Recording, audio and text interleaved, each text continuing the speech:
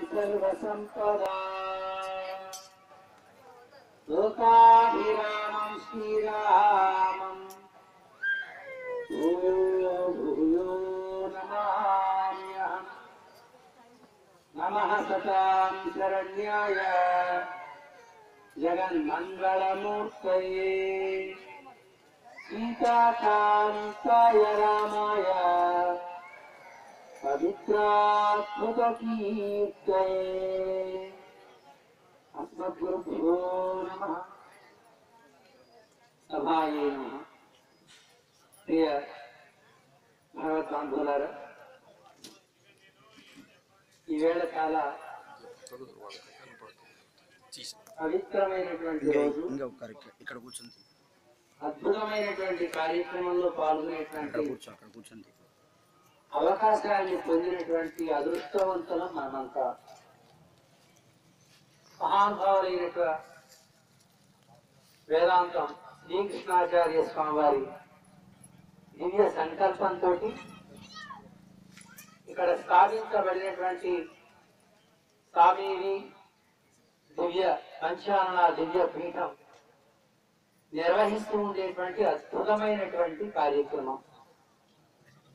ఈ కార్యక్రమంలో జరిగేటువంటి ఈ వ్యవస్థలో ఈ పీఠం ద్వారా జరిగేటువంటి ప్రతి కార్యక్రమం మహానుభావులైనటువంటి శ్రీకృష్ణాచార్య స్వామి వారి దివ్య సంకల్పంతో జరుగుతున్నాయి అని భావించడం మనందరికీ ఉండవలసిన ప్రథమమైనటువంటి ఉద్దేశం.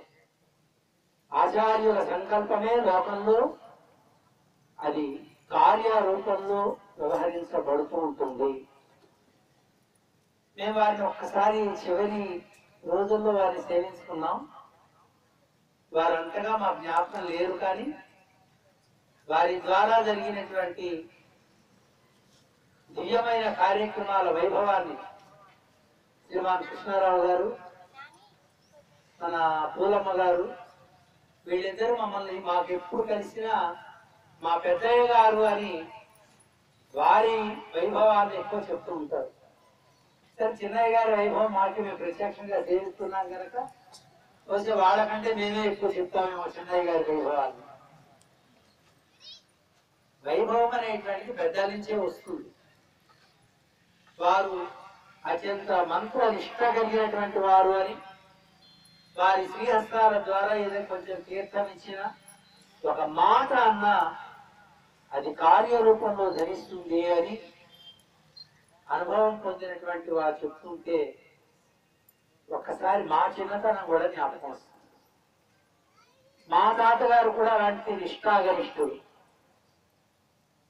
ఎలాంటి రోగం వచ్చిన వాడైనా, అయ్యగారు రోగం వచ్చింది అంటే, ఏదిరా నా దగ్గర అబద్ధాలు అంటారు, నీకు రోగం లేదు పో అంటారు. అంటే వారి దగ్గర సన్నిధానానికి వచ్చింది అంటే రోగం లేదు అని. సన్నిధానానికి రాగానే ఆ రోగం అదృశ్యమైపోతుంది. అలాంటి మహానుభావుల సంబంధం కలగటమే ఏమో చిన్నయ్య గారికి మాకు మంత్ర సంబంధం.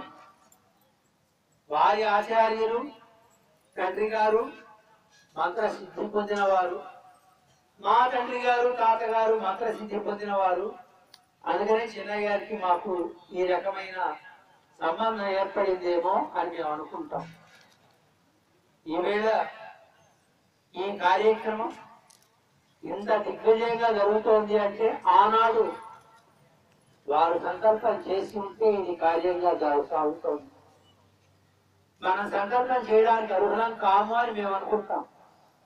అందుకని మేము ఎప్పుడు సంకల్పం చేశాము అనే మాట ఎప్పుడు అనం మేము.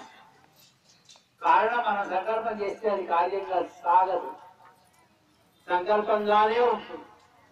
సంకల్పము అంటే కార్యరూపంలో ధరించేదే సంకల్పం. ఈ సంకల్పం అనే దాన్ని పరాపదంలో ఉండేటువంటి నిత్యులు ముక్తులు కూడా సంకల్పం అనేటువంటి క్లాసుని వినియోగించుకోరుట. వారికి కూడా పరాపదంలో ఉండేటువంటి వారికి భగవంతుడితో సమానంగా సంకల్పం చేసేటువంటి శక్తి ఉంటుంది. సత్య సంకల్ప సత్య కామ అని అష్టాగుణ ఆవిర్భావం చెప్పేటప్పుడు ఈ రెండు గుణాలు కూడా చెప్తారు. కానీ సంకల్పం అనే క్లాజుని వారు వాడరు.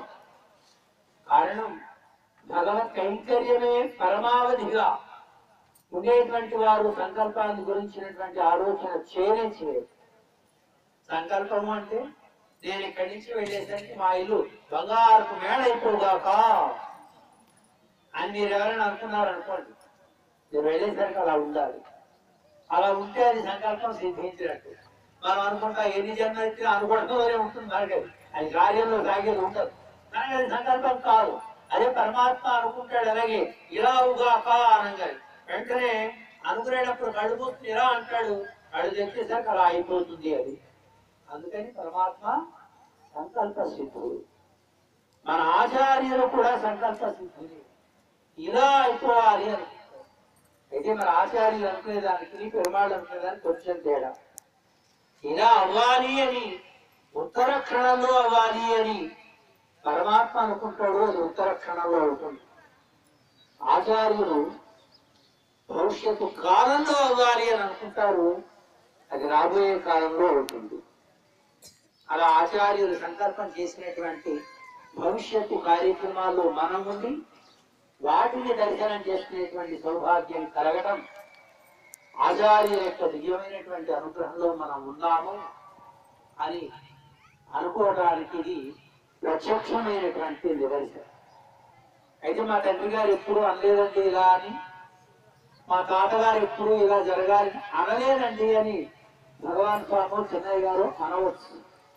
వసలితో అని ఉండవచ్చు, అని ఉండకపోవచ్చు.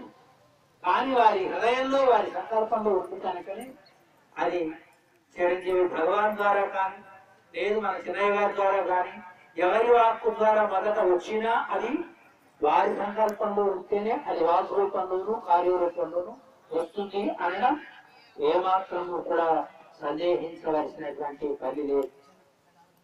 ఈవేళ మేము ఒక సంకల్పం చేశాం, భవిష్యత్తు కార్యక్రమంలో అది సాగుతుంది. ఇందాక స్వామి అన్నారు, గుడి చిన్నగా ఉంది, భక్తి పెద్దగా ఉంది అని. భక్తి పెద్దగా ఉన్నమాట భక్తి కలిగిన వాళ్ళకే తెలుస్తుంది, కానీ ఊళ్ళో అందరికీ తెలియదు. చిన్నయ్య గారు భక్తులు కనుక ఎవరెవరి హృదయంలో ఎంత భక్తి ఉందో వారికి తెలుస్తూ ఉండవచ్చు. కానీ మనాటి వాళ్ళకి అలా తెలియదు కదా, కాసేపు పోయేవాళ్ళం. అందుకని ఎంత భక్తి భక్తుల్లో నిండుగా ఉందో అంత ప్రాంగణంలో మన ఆంజనేయ స్వామి ఆలయ నిర్మాణం భవిష్యత్తు రోజుల్లో సాగాలి